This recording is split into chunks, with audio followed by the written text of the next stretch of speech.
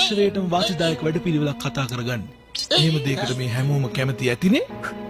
මම මුලින් පොරොන්දු වුණා වගේම කිසිම කෙනෙකුට ඕගොල්ලෝ ආයෙත් හිරේ දාන්න ඉඩ තියන්නේ නැහැ.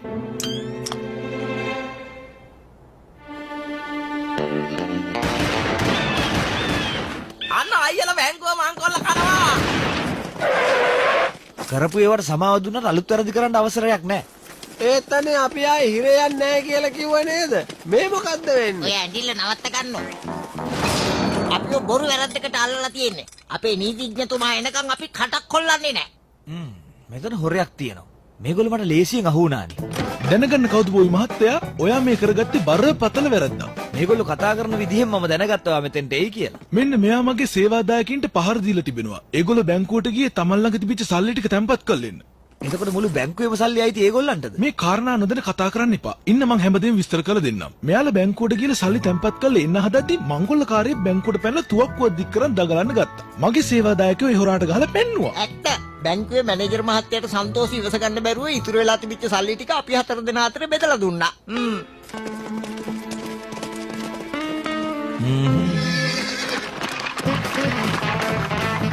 ඔයාගේ බැංකුවට දැන් කැඩුවේ නඩුවට සාක්ෂි දෙන්න මෙහෙ නතර වෙන්නේ නැද්ද? බැංකුව රස්සාව කරන්න අමාරු යන්නේ මං යනවා කුලීමලක් කරලා ජීවත් වෙන්න. ඒක නම් හරිම ජොලි වැඩේ වලිසුන්දර මහත්තයෝ. ඇත්තමයි වෙලාවකට මට හිතෙනවා ඔයා වගේ නීතිය ඉගෙන ගත්තා නම් හොඳයි කියලා. අපි සල්ලි මලු 4ක් අරගෙන හිරෙන් එළියට එනකොට කවුද බෝගේ මූණ හරියට පුහුලම වැටිච්ච කජ්ජ වගේ වුණා. මොකටද අනේ මේ ඕගොල්ලෝ මෙච්චර hina වෙන්නේ? හොඳයි. එහෙමනම් මම දැන් මගේ කොටස අරගෙන මෙතනින් ඉක්මනට යන්නම්.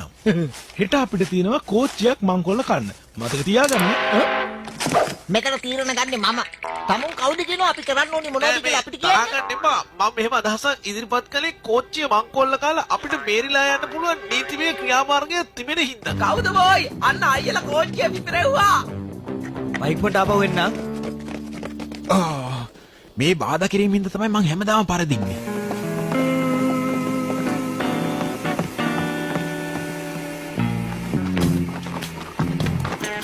මොකක්ද ඒ කරපු වැඩේ?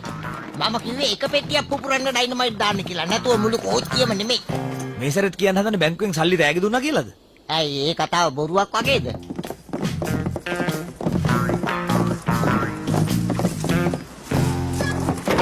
මුතුම වැඩක් නිසිද්ධ වුණේ. ඕගොල්ලෝ විශ්වාස කරන පොඩ්ඩක් ඉන්න මං කියන්න. සේප්පුවේ අතුරු නැති වෙලා තිබුණා. මේගොල්ලෝ එකතු වෙලා සේප්පුව ඇරලා දුන්නා. ඒකනේ ඔයා කියන්න හදන්නේ. ඇයි වෙනස්ද? හරියටම හරි. කියපු විදිය පොඩ්ඩක් වෙනස් වුණාට ඇත්තටම ඒක තමයි සිද්ධ වුනේ. ඒ වුණේ මෙයාලට තෑග්ගකුත් ලැබුණා. දැන් ඔය කියන්න හදන්නේ කෝච්චිය ආපු කට්ටිය මේගොල්ලන්ගේ වීර ක්‍රියාව දැකලා මේ සල්ලි සේරම තෑග්ග හැටියට දුන්නා කියලා. විශ්වාස නැත්නම් ওই කෝච්චියේ ගාඩ්ගෙන් අහලා බලන්නකෝ. ඇත්තද මේ කියන කතාව? පොඩ්ඩක් කියන්නනේ මං හොදල් ලිපේ තියලා ආවේ ඇඳි ගාලා ඇවිල්ලා කියන්නම්.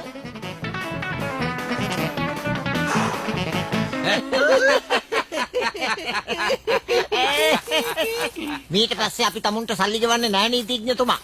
කවුද බෝයි ඔයාලගේ පස්සේ එනකම් මගේ සේවය ඔයාලට අවශ්‍ය වෙනවා. මං කවුද බොයිවත් ඉවරයක් කරලා තමුන්වත් ඉවරයක් කරනවා. ඔයාලට එහෙම දෙයක් කරන්න කිසිම හැකියාවක් නැහැ. එහෙම වුණොත් නවතින්න වෙන්නේ හිරේ. ඇත්ත වශයෙන්ම මේ මොහොතේ මට සිද්ධ වෙනවා ඉදිරි වැඩ වෙනුවෙන් අත්තිකාරම් මුදලක් ගන්න. මට දැන් නීතිඥයෝ පෙන්වන්න බෑ. නීතියෙන් බේරෙන්න නම් නීතිය දැනගන්න ඕන. අන්න අර්ථකරත්තට අයියලා පහර දුන්නා. හරි. මේ සෙල්ලම අපිට ඉවර කරන්න වෙන්නේ අර සෙල්ලම ඉවර වෙනකම් මං ගිහින් එන්න. මං හරියටම කියන්නේ. අයියලා ඔයගොල්ලන්ට පහර දුන්නා නෙමෙයි. ඔයාලා එයාලත් එක්ක ඔට්ටුවක් දාලා මුළු සේසතම් පෙරදුනා. හරිනේ? ඔව් ඒක හරි. කොහොමද මේ හිතුවේ?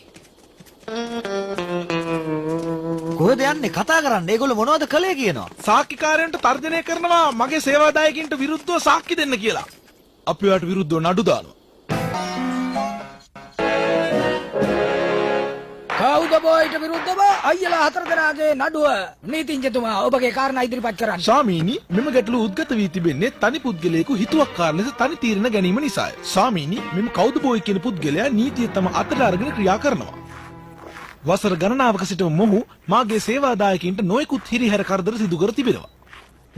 අපිට මොනවද වෙලා තියෙනවයි කිව්වේ දුණ්ඩයියා? කටවහනවා මොටයි. එයාට සල්ලි දෙන්නේ අපි වෙනුවෙන් කතා කරන්නනේ. මේ අහිංසක සාමකාමී පුරවැසියන් 4 දෙනා මොහුගේ උන්මන්තක ක්‍රියාවන් නිසා නොයෙකුත් පීඩා කරදර වලට ලක් වී තිබෙනවා. මේ නගරේ සාමකාමීව තියෙන නම් ඒගොල්ලෝ හිරේ ඉන්න ඕන.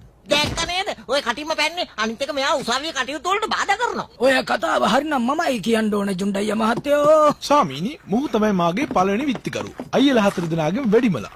ඔබට සිදු අකටයුතුකම් ගැන